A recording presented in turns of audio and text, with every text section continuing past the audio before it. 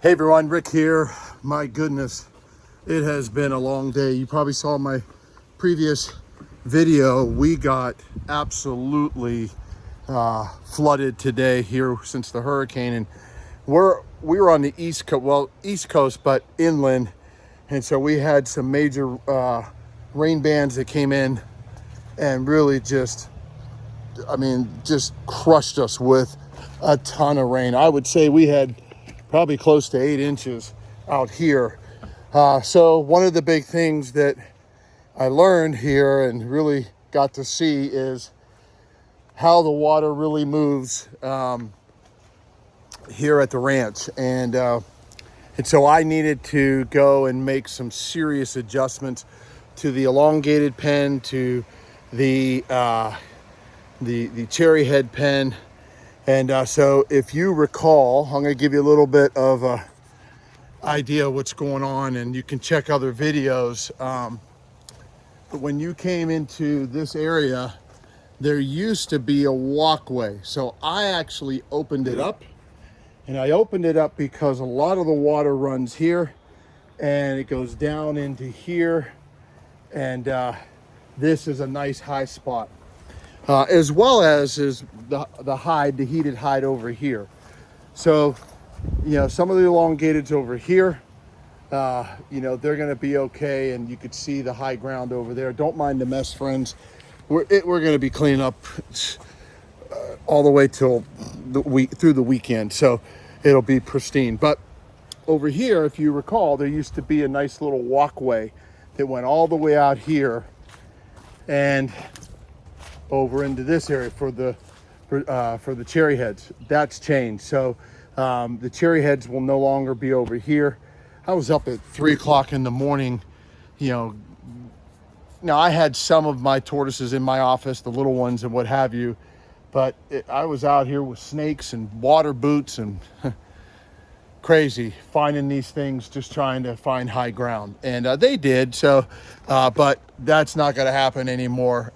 So this here pen will be reworked. Got some ideas. Going to have to talk to my friend Sean from Treasure Coast Tortoise King, get his advice on some things here. But if you look over here, this used to be the walkway. So I extended this even high ground for these elongated. So this is nice and high here. The water goes all the way down. You could see it's still, draining and what have you, but there's high ground up there, which is fine. But then now we got high ground over here. Depending on what I want to do, I may open up over here to even get a little more high ground. I haven't figured that out yet, but let me show you what I did with the Brazilians. It used to be a very small pathway. Well, as you can see, I've opened it up. This is nice high ground. I really don't have to worry about anyone, floating. But this is a nice big pen now for them, and a lot of room, extra room, probably about 6 feet wider of room. And this is going to be just fine. And the beautiful thing about, our pens is that if you look, I get these little dividers, concrete dividers. So I can quickly move and maneuver things around. Certainly you don't want to do that because it stresses them out. But if I need to, I can. This is a big enough size for these tortoises here, and they're going to do just fine. So I'm excited about that. Seems like I feel as though everything's under control now. We're going to get some more rain throughout tonight. But everyone's going to be fine. The little ones will stay in tonight again. And we're just going to continue to do what we need to do to keep these guys safe and, looking out and after them. Now, one of the things that I've done here, which I really like, is I could see this area over here is where they're going to be laying. And I also see, and that's for the cherries, I also see for the elongateds, they'll be laying up in here. So I'm going to really build this up. I got some ideas to do so. I'll build this all up. Put some landscape timber down there maybe as well. I'm not sure. And we'll see what we'll do. But everyone's pens just got bigger, and so we have a far pen that, again, I'm going to have to redesign. It became my portable pond. So we'll continue to monitor things. We moved the ranch out here a year and 9 months ago. So, we're still learning the area in the sense of how the water moves. But it is a beautiful place. I got all the plants, everything you can imagine. If you look over here, this is kind of the area that my big ones, my big redfoots, will lay up back in here. So they'll still have this, and they'll be able just to walk around. This is real high ground up here. The big ones, I'm not really worried. While I'm at it, I want to share something with you. This is Sheila, and Sheila has been pacing for a couple days. Anytime you see them pacing and going up, the side, the boundaries, the perimeter. She actually flipped over about 10 minutes ago, but I've been out here all day cleaning up and doing calls for work and everything else. But she flipped over. Thank God that I was here to see that. We're going to monitor her. I think she's going to lay eggs tonight or tomorrow. So it's been interesting there. And yeah, so the ranch is doing good, and you can see all the adjustments. This is much bigger. I may put in some more vegetation over here. Not quite sure what I want to do yet, but definitely we'll figure something out with that.